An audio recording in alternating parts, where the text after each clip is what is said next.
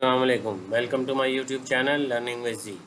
आज मैं आपके साथ CS 302 assignment number 2 digital logic design की लेके आया हूँ, जो कि समर सेमेस्टर 2024 की है। ड्यू डेट 20th है, 20 सितंबर 2024, और इसके मार्क्स जो हैं टोटल वो 20 हैं।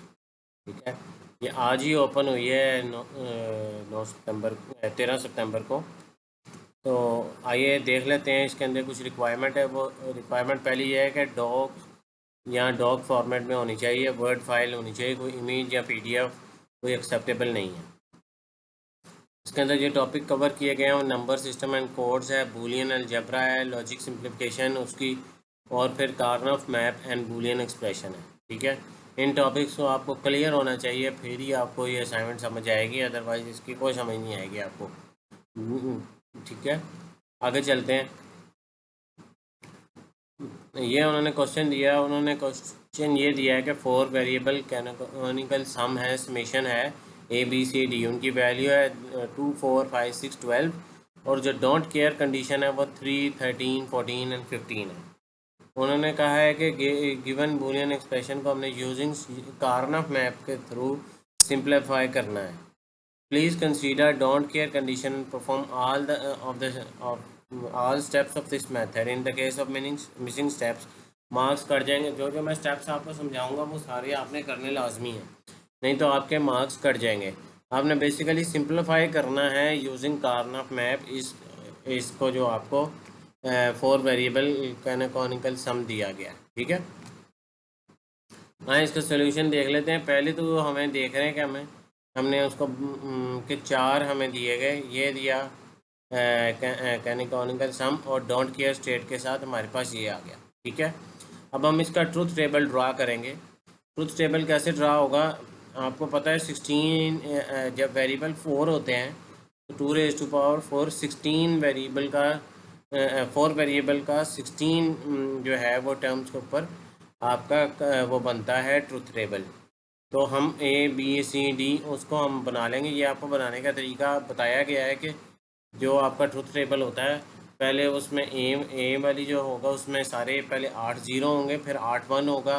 बी के अंदर 4 ज़ीरो 4 1 4 ज़ीरो 4 1, फिर जो जो सी होता है उसके अंदर 2 ज़ीरो 2 1 2 ज़ीरो 2 1, इस तरह। और जो एंड पे डी होगा वो 0 1 0 1 0 1 होगा। ठीक है, उसकी मिड टर्म हमने लिख ली है, मिड टर्म्स 0 से लेके 15 तक। अब उसका आउटपुट हमें कैसे पता चलेगा? आउटपुट जो डोंट केयर स्टेट होती है उस वक़्त आपका आउटपुट वो कहता है कि 0 और 1 होगा डोंट केयर पे। Way the output can be either 0 और 1 या डोंट केयर।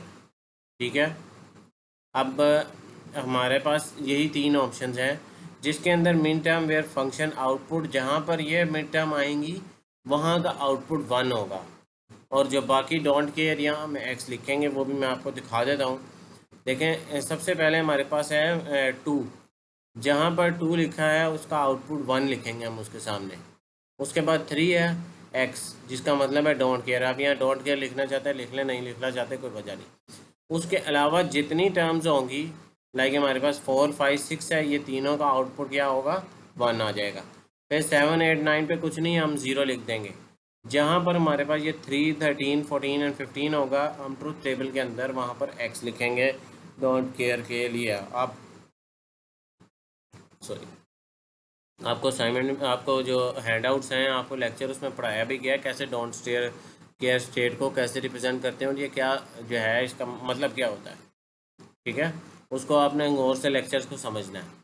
अच्छा, यहाँ तक तो आपका ये जो पहला ट्रुथ टेबल बनाया हमने फॉर गिवन मीट टाइम हम कंप्लीट हो गया। अब इसके थ्रू हम इसको यूज़ करते हुए 16 सेल का जो है वो कार्नफ मैप जो है वो बनाएंगे।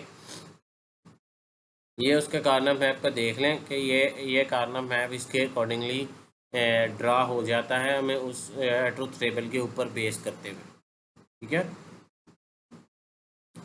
जब हमने ये बना लेना है तो इसमें हमने देख लेना है कि हमने ग्रुपिंग क्रिएट करनी है। बेसिकली कार्नफ मैप हम ड्रा तो कर लेंगे, जहाँ पर डोंट केयर स्टेट है हम वहाँ डोंट केयर दे देंगे, लेकिन हमें उसके अकॉर्डिंगली देखना होता है कि जो हम ग्रुप बनाते हैं, लाइक पहले हमने 4 5 6 का ग्रुप बनाया, वो बनता है A dash B D dash, ठीक है। उसके बाद ग्रुप 2 है 12, 13 एंड 14 का, ठीक है, वो A C डैश बनता है, ठीक है। उसके बाद ग्रुप 3 बन रहा है 6, 5 एंड 7 का, डोंट केयर स्टेट है वो 7 है, ठीक है।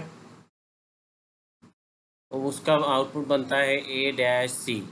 अब हमने जब एंड पे फाइनल एक्सप्रेशन हमने इसका लिख देना, ये फाइनल एक्सप्रेशन है जो कि कार्नम के थ्रू हमने उसको सिंप्लीफाई किया, बस ये आपका आंसर है, ठीक है। जो डिटेल मैंने बताई है उसको क्लियरली अंडरस्टैंड कर लें, और आपने एक्स्ट्रा चीज़ में कुछ नहीं लिखनी, ये जो चीज़ें आपको सारी बताई गई हैं।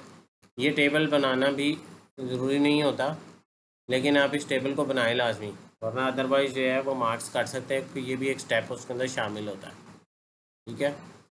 हाँ, यहाँ पर हमारी असाइनमेंट जो है वो मुकम्मल हो चुकी है, ठीक है। अगर आपको कोई इसमें मिस्टेक लगती है कि मुझसे कोई मिस्टेक हो गई है, तो उसको आप कमेंट में लाजमी मेंशन कीजिएगा, ठीक है। वैसे तो ये असाइनमेंट मेरी तरफ से बिल्कुल ठीक है, इसमें कोई इशू नहीं है। अकॉर्डिंग टू आप हैंड आउट से भी आप वेरीफाई कर सकते हैं और चेक कर सकते हैं इसको। अगर मेरी वीडियो आपको पसंद आई है तो मेरे चैनल को सब्सक्राइब करें, वीडियो को लाइक करें, ज़्यादा स्टूडेंट के साथ शेयर करें, और अपना ख्याल रखें और पेपरों की अच्छी तैयारी करें। मिलते हैं अगले वीडियो में, तब तक के लिए अल्लाह हाफिज़, अस्सलाम वालेकुम।